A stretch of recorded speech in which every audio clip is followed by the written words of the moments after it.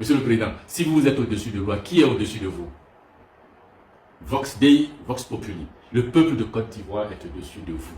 En avez-vous conscience? Si oui, mais pourquoi vous ne respectez pas les lois que ce peuple s'est données?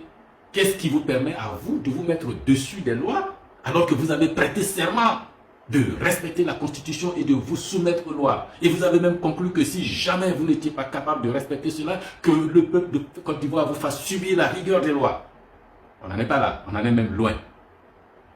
Monsieur le Président de la République, vous ne pouvez pas mépriser ce peuple-là et profiter des fêtes de Noël pour apeurer tout le monde. Les gens ont besoin de tranquillité maintenant pour Noël et le Nouvel An. Non, c'est en ce moment que les chars sont dehors, que les hélicoptères sont dehors, que les militaires et les soldats sont dehors, qu'il y a des tensions dans les casernes, qu'il y a une accusation de tentative de coup d'État. Vous faites peur aux populations dans cette période. C'est pas bon pour les gens, c'est pas bon pour les affaires, c'est pas bon pour l'avenir de la Côte d'Ivoire, ce n'est pas bon pour la politique.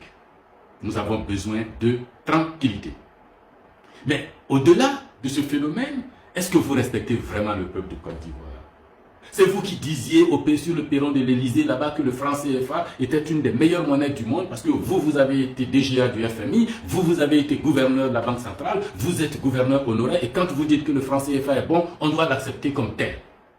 Il a fallu que ce soit le président des Français qui nous arrive de 6000 km pour venir nous dire ici, je vous ai entendu, j'ai entendu vos complaintes, j'ai entendu les pleurs des jeunes d'ici, et je viens vous annoncer que nous allons lâcher du lest sur le franc CFA.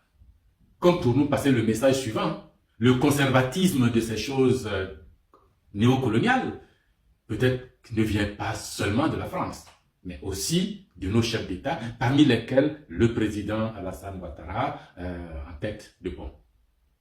Quelle humiliation. Il faut que ce soit le président Macron qui vienne nous dire qu'on peut avancer. Et même là, le président dit que c'est en toute souveraineté qu'on avance. Il n'a pas encore compris que la présence du président Macron signifie exactement qu'il n'a pas de souveraineté, qu'il n'a eu aucune souveraineté en la matière. C'est ce qu'on appelle la doctrine d'Abidjan. C'était pareil lors de la dévaluation de 1994. Abidjan, c'était encore M. Ouattara qui était Premier ministre, ne voulait pas de cette dévaluation. C'était bien, il fallait continuer. Lui pouvait monter les taxes sur les entrepreneurs, sur les marchés, sur les commerçants, sur les consommateurs. C'est bon, il faut continuer. Il a fallu que les autorités françaises à Dakar imposent cette dévaluation. La doctrine d'Abidjan vient encore de se confirmer. On ne veut pas, et puis ça s'impose. Ça s'impose de façon totalement illégale parce que ce qui s'est passé à Abidjan, on a modifié 2 documents.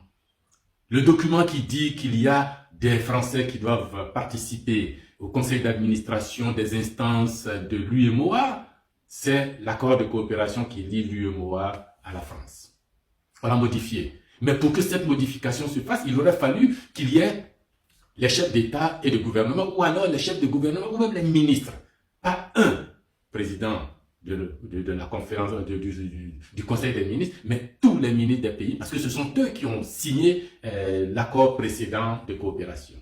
Même M. Ouattara a pris la disposition de modifier ces textes-là ici, sans tenir compte des dispositions légales et réglementaires en la matière. Le second texte, c'est les dispositions du compte d'opération, modifiées aussi, qui décrit dans quelles conditions les réserves de change seront déposées au Trésor public français. Modifié aussi, mais sans rien dire aux populations. C'est-à-dire que nous, on est là, vous et moi, on est dans l'UEMOA, on est en Côte d'Ivoire, on a le droit de rien savoir. M. Ouattara est au-dessus des lois, il est au-dessus de nous, il n'y a personne au-dessus de lui. Mais de qui tient-il donc sa légitimité, puisqu'il pense qu'il est capable de tout faire sans rendre compte à qui que ce soit?